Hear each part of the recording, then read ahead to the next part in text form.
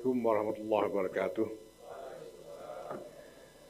Alhamdulillah wa syukurillah wassalatu wassalamu ala rasulillah sayyidina maulana Muhammad ibn Abdullah wa ala alihi wa sahbihi wa wala.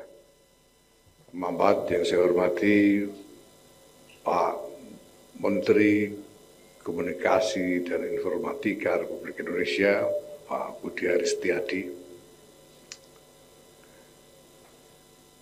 Ini beliau sengaja datang nggak pakai peci supaya jelas mana yang menteri, mana yang ketua umum BPN. Soalnya kalau di sini jadi nggak ada tulisannya, nggak ada yang tahu itu mana yang ketua umum, mana yang menteri. Pakai peci semua. Yang saya hormati jajaran pimpinan Kemenkominfo, yang saya hormati perwakilan dari Prospera, teman-teman dari PBNU hadir di sini, salah seorang ketua Tanfidia, Pak Agus Zainal Arifin, ketua bidang transformasi digital, ini memang tanggung jawab beliau, Wakil Sekjen, Pak Najib Azka, ini Wakil Sekjen bidang saya suruh, gitu.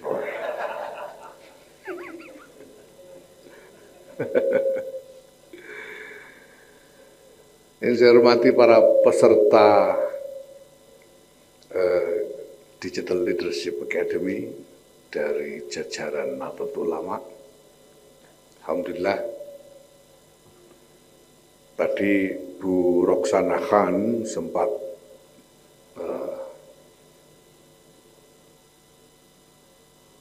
mengalami kesulitan teknis untuk menyiarkan suaranya, tapi alhamdulillah bisa diatasi sehingga bisa keluar suaranya. Walaupun saya tahu untuk sebagian besar peserta ini ada suaranya atau tidak sama saja.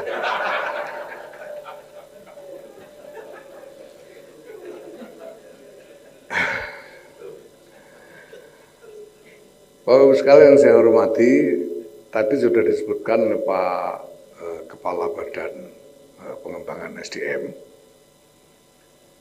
bahwa MOU antara PBNU dengan Kemenkominfo ini ditandatangani pada bulan Mei 2022. Dan itu adalah salah satu dari kerjasama yang paling awal dijalin oleh PBNU khususnya dengan kementerian di dalam pemerintahan kita. Kenapa? Karena memang agenda transformasi digital itu menjadi salah satu agenda utama yang kita sepakati sejak awal. Dan kita sudah mau sejak awal ini pokoknya segera transformasi digital. Tapi memang transformasi digital ini harus menempuh, proses transformasi itu sendiri harus menempuh satu jalan yang tidak sederhana dan tidak linier. Ada sejumlah hal yang harus kami lakukan terlebih dahulu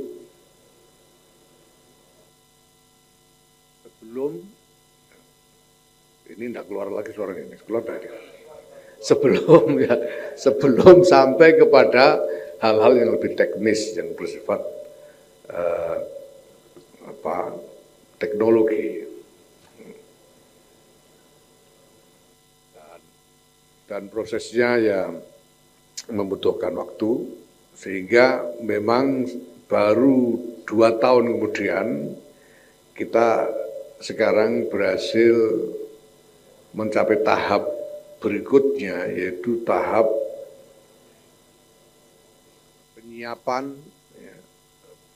penyiapan fasilitas teknologi yang dibutuhkan, mulai dari software sampai dengan hardware-nya.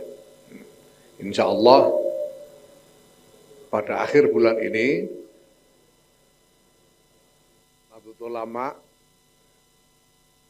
sudah siap untuk mengoperasikan platform yang kita sebut sebagai NU Dikdaya ini, yaitu digital, data, dan layanan, yang akan menjadi platform yang menampung seluruh urusan keorganisasian dan layanan masyarakat di lingkungan Nahdlatul Ulama. Jadi Agustus nanti Pak Menteri, insya Allah di PBNU sudah enggak ada lagi kertas beredar, insya Allah. Semuanya sudah melalui proses digital. Ya. Nah, itu pun nantinya kita masih membutuhkan lebih lanjut satu proses non-technological treatment. Jadi langkah-langkah di luar teknologi yang harus kita tempuh untuk mempersiapkan seperti yang disebut oleh Pak Kepala BPSDM tadi, pola pikir, mindset dari jajaran pengurus Nahdlatul Ulama ini agar siap mengoperasikan keseluruhan mekanisme digital ini. Memang Bapak Ibu sekalian,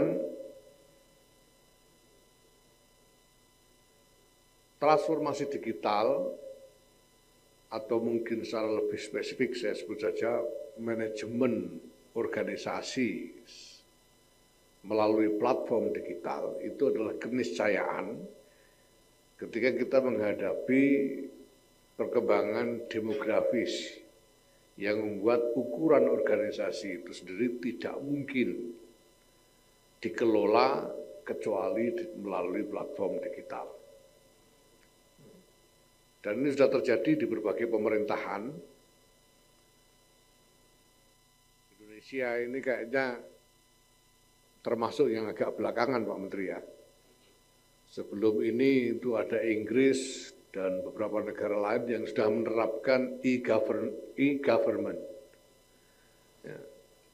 Kenapa? Karena melihat bahwa mengelola demografi yang ukurannya besar itu tidak mungkin lagi bisa efektif kecuali melalui platform digital.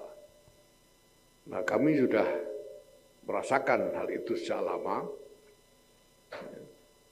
dan melihat realitas semakin membesarnya ukuran NU ini, karena NU terus membesar. NU itu dari waktu ke waktu prosentasenya tambah. Jadi kalau ada partai NU itu jangan-jangan menang terus nantinya. Karena sekarang menurut survei sudah 56,9% penduduk Indonesia mengaku NU.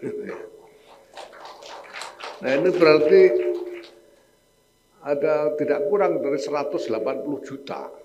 Bagaimana mungkin mengelola 180 juta warga ini kalau tidak menggunakan teknologi digital ini. Nah, tapi tentu saja ini membutuhkan transformasi yang melompat sangat jauh. Karena di NU ini, apalagi digital gitu, soal jam itu saja belum cukup menjadi mindset. Jadi kalau yang lain-lain itu sudah ukuran waktu itu jam 9.30, jam 10, jam 11. Kalau di NU belum. NU itu ukuran waktunya itu pokoknya ba'da sholat fardu gitu ya. Jadi kalau ada undangan ya ba'da zuhur, ba'da asar, ba'da isya gitu ya. Sampai tempo hari ada yang menduga bahwa NU ini didirikan ba'da isya. 1926 itu kan ba'da isya. Karena tradisinya memang, karena di pesantren juga memang seperti itu. Jadwal pengajaran itu mengikuti waktu sholat 5 waktu itu. Nah, maka dibutuhkan effort untuk mentransformasikan mindset ini, dan effort itu memang kompleks dan butuh kerja keras, tapi tidak terelakkan karena ini niscaya kita harus melakukan ini. Dan PBNU bertekad untuk memaksa seluruh jajaran NU masuk ke dalam ekosistem digital ini di dalam pengelolaan organisasi.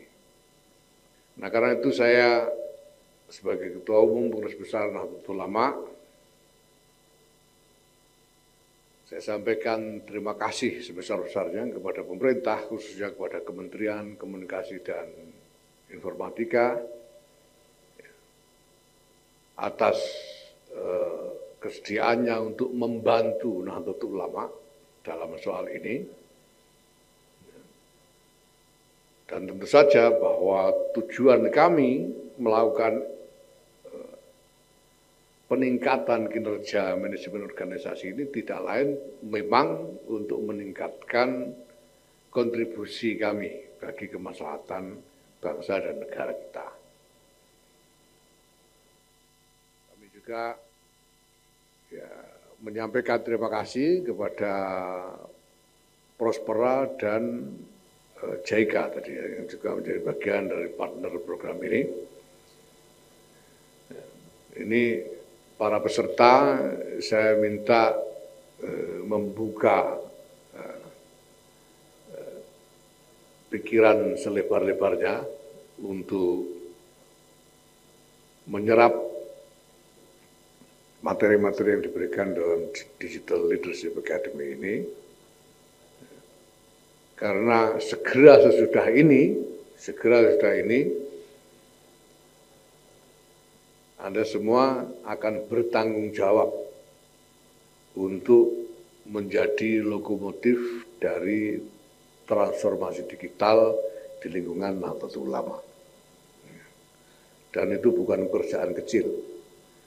Karena untuk struktur Nahdlatul Ulama sendiri saja, itu ada jajaran kepengurusan mulai tingkat pusat PBNU, provinsi, PWNU, kabupaten kota, PCNU, kecamatan, MWJ, kemudian desa, ranting, dan kami sudah hitung, Pak Menteri, jumlah personil kepengurusan dari pusat sampai ke desa di seluruh Indonesia ini, di lingkungan organisasi NU sendiri, itu tidak kurang dari 2 juta orang pengurus. Mereka harus kita kelola semua. Padahal di NU ini masih punya apa yang kami sebut sebagai badan-badan otonom, yang dulu disebut organisasi-organisasi underbow, seperti Muslimat, Ansor, Fatayat, IPNU, PBNU, dan lain-lain. Kami punya 14 organisasi semacam itu dengan sebagian besar struktur yang sama dengan NU. Jadi menjadi mirror structure dari NU.